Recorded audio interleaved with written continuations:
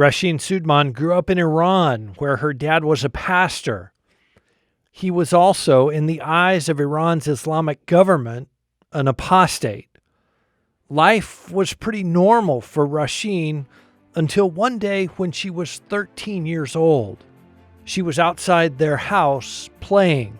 A car came and parked in front of our house, and we didn't know who they are. But after a few 10 minutes, I remember they invited my father to sit in their car, and even I didn't hear the conversation, but I felt it's something wrong. It is, and then sense of fear. Jesus never promised his followers an easy path. In fact, he told his disciples that the world would hate them. He sent them out as sheep among wolves. Jesus' words came true in the life of the apostles, and they're still coming true today in the lives of his followers around the world. Join host Todd Nettleton as we hear their inspiring stories and learn how we can help. Right now on the Voice of the Martyrs Radio Network. Welcome again to the Voice of the Martyrs Radio. My name is Todd Nettleton. If you have listened to VOM Radio for any length of time at all, you know that we love to tell you the stories of our brothers and sisters in the growing churches inside the Islamic Republic of Iran. It's a place where God is doing amazing things, calling people to faith in Christ. It is also a place where persecution can be very intense. So we like to let you know what it's like for believers there so that you can pray effectively for them. This week, we're going to hear a story from inside Iran. Pastor Hossein Soodmand was born into a Muslim family. He came to faith in Christ. He was ultimately put on trial and found guilty of apostasy by an Iranian court. They literally told him, you can continue to follow Jesus and you will be executed, or you can return to Islam. Just become a Muslim again, and you can go back home to your family. Pastor Soodmand boldly said, I am a follower of Jesus, and for that crime, he was executed. Today, we're going to explore that story with his daughter, Rashin.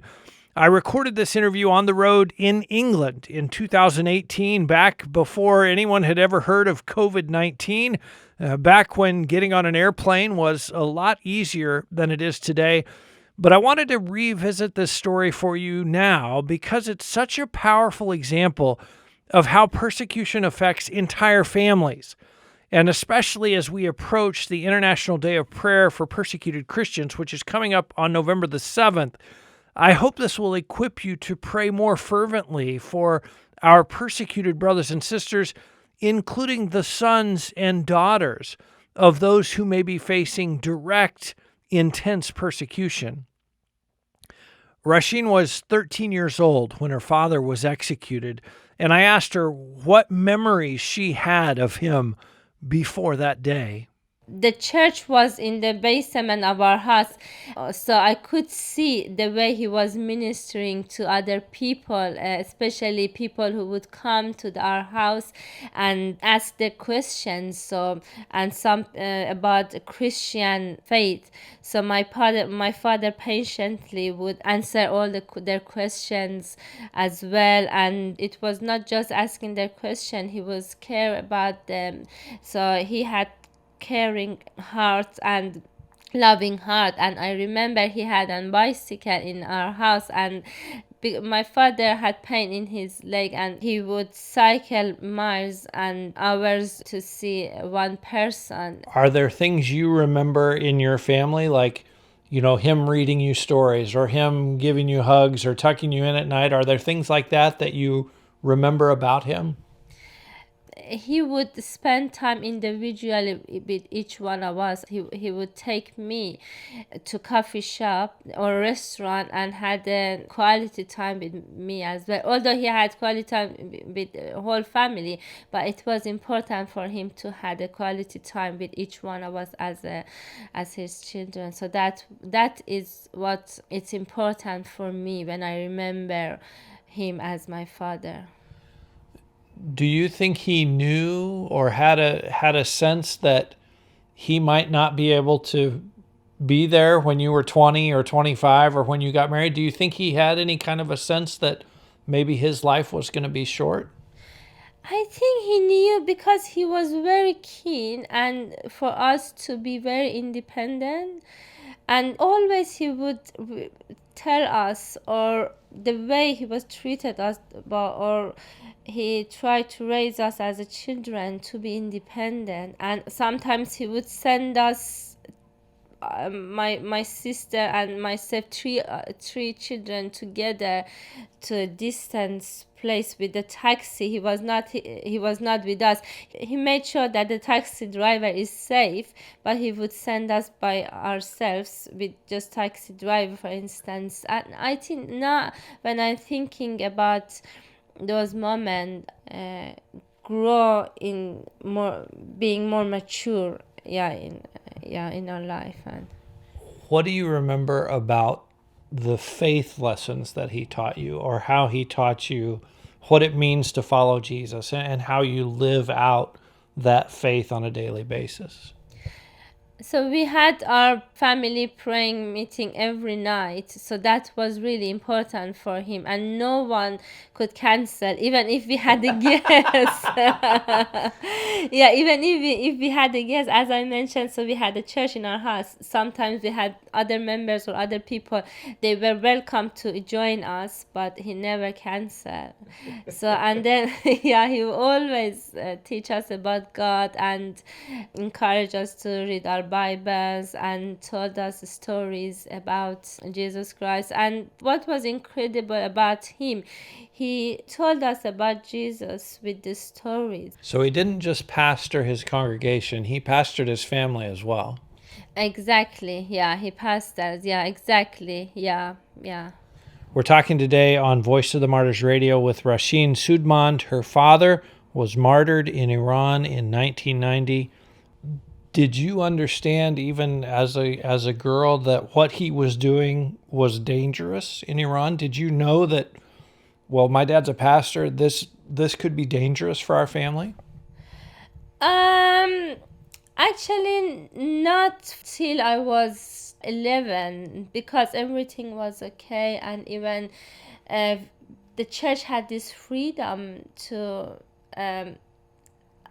Actually, I didn't sense fear, or I don't know if there was something, but I think everything happened from when I turned to 11. And then, because one day I was playing in our yard and with other friends, and I remember a car came and parked in front of our house, and we didn't know who they are. We were thinking maybe they are some of those people came to in order for him to minister to them. But after a few 10 minutes, I remember they invited my father to sit in their car, and even I didn't hear the conversation, but I felt it's something wrong. It is, and then sense of fear. That was the first time he was arrested. So he was arrested for a month, and then after that, after 1 month, they released him. They warned him, and they gave him 2 weeks time to think about his life, and they told him whether you are going to stop your ministry and deny your faith, or we will kill you. And that's the serious warning. And because they couldn't stop my father. So do you remember when he came home after being arrested that month? Do you remember what happened when he came through the door, or what you thought when you thought, oh, Dad's home? Yes, we were waiting for him because we heard that they are going to release him. It was around 2:00, and we were actually preparing house for him and cleaning. And yeah, when he came to the house, we were all crying, and yeah, we ran towards him. So I remember the first person actually ran to my father was my oldest brother. He was actually cleaning the yard. And then, so because my father was very clean, man, and he wanted everything be tidy, and so we were preparing house for him. So I clearly remember the moment he came to the house, and we were really happy, and we were thinking, telling to myself, I hope this is the last time that we are not having him for this such a long time. Unfortunately, it wasn't the last time. No, unfortunately. One of the things, as I've been reading and preparing to come and talk to you, the church leaders above your father in the Assembly of God Church said, maybe it's time for you guys to leave Iran. You've been arrested, you're having trouble, there's more persecution coming. Maybe you guys should go outside of Iran. Your dad said, no, I'm not going to leave. Tell us a little bit about that. And he made some really powerful statements about why he was staying. As I mentioned, after the first time he was arrested, everything was changed, and we didn't have that freedom anymore.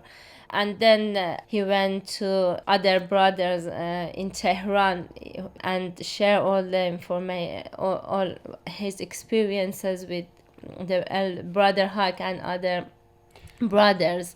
And I want to, just for our listeners, give them some context. Brother Haik was the leader of the Assembly of God Church in Iran, and he also later would be martyred for his faith.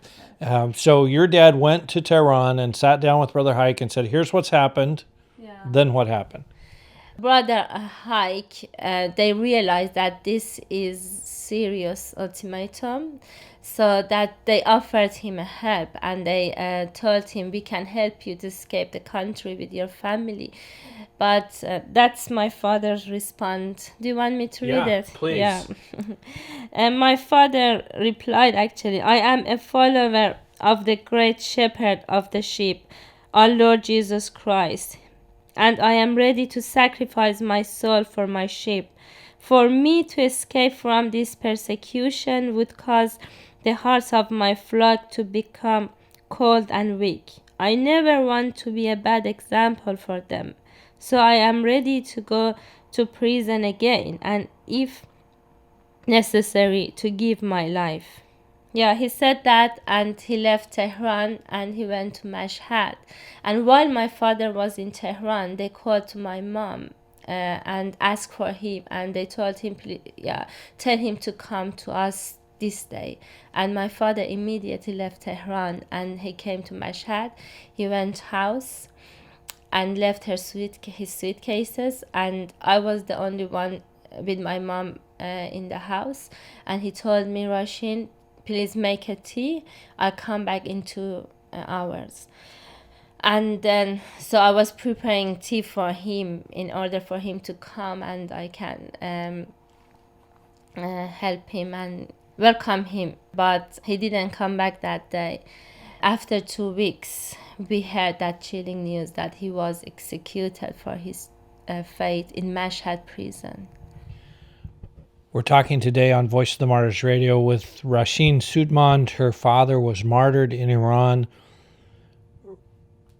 So, Rashin, you heard after the fact. There was never a time where they said, the court has ruled your father's going to be executed, or, come and visit, or a court hearing or anything like that.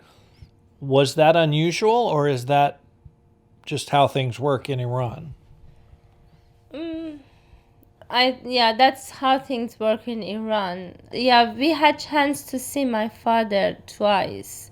Yeah, one when he was in prison for 1 month, and then when he was 2 weeks before his execution, we had chance to see him once. And then, so I remember the last time we saw him in the prison.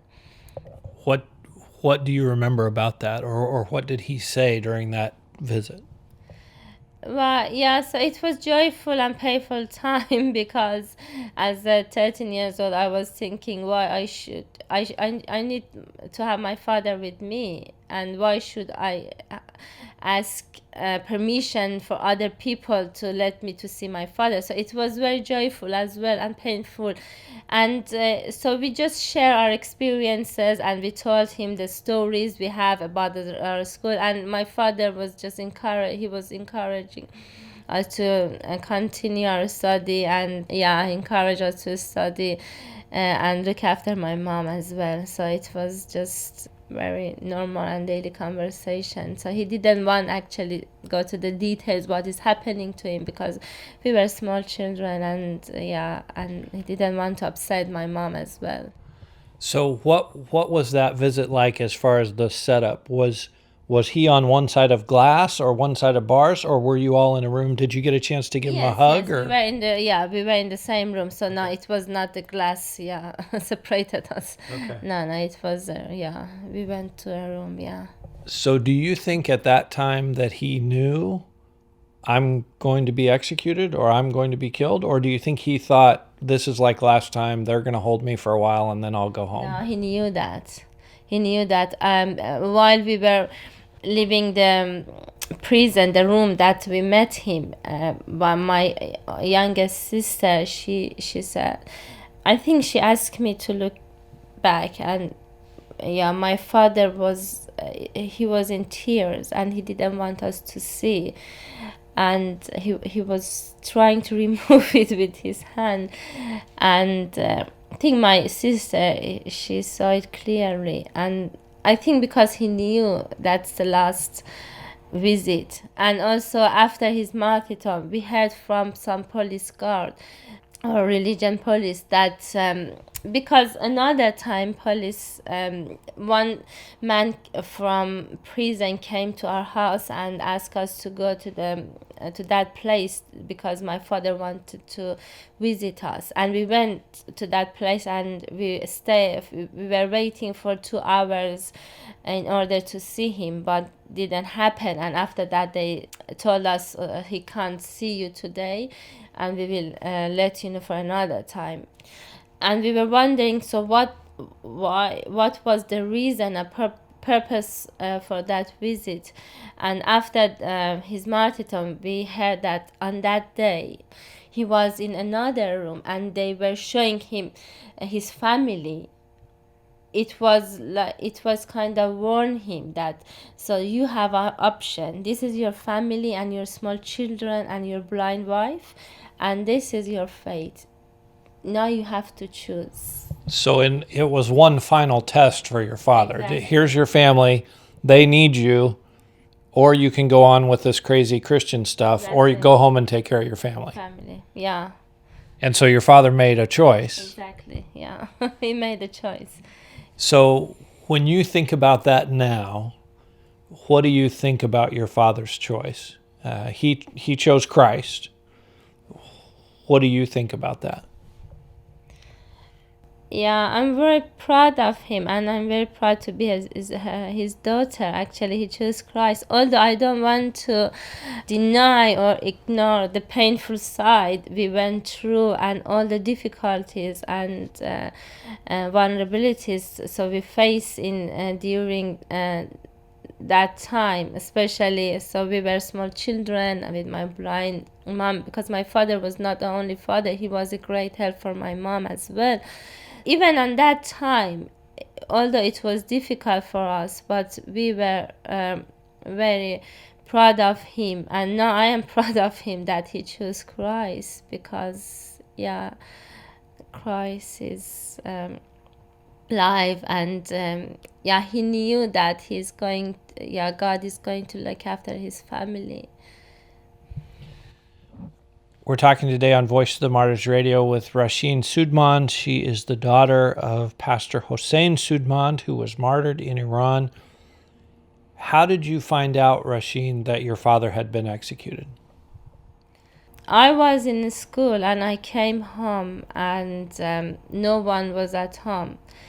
And then after 1 hour, that was not normal, it was weird. So usually my mom had to be at home when we were coming from school, but it was strange that no one is at home. After 1 hour they came, because they went to the graveyard. On that day they informed my family, and Brother Hike and other pastors, he was executed. So they immediately went to the graveyard. So when they came, when they entered to the house, even because they were wearing black and clothes, and then I just immediately I realized that something happened to my dad. And then everybody came to our house and told us So did Pastor Hike talk to you about that? About, your dad's a hero, your dad has done this amazing thing. What did he say about it? Yeah, brother, the first person he informed us, told us, was one of our neighbor who was Christian, and we were very close together. So she told us, and then everybody came. And Brother Hike, it was strange atmosphere, because it was between sadness and happiness. So sadness, because no one expect that, even churches expect that happen. And I remember all the people were crying, and Brother Hike was sad because he lost his friend, his colleague, and also as a family we lost our father. But I clearly remember he would say, "I'm jealous of him." I'm jealous of him. I had to be the first one to live, to give my life to Jesus. And it was, I could see the regret in his face. Yeah. And then he was preaching very boldly and powerful. I think that his preaching still exists in the first day that we heard about my father martyrdom.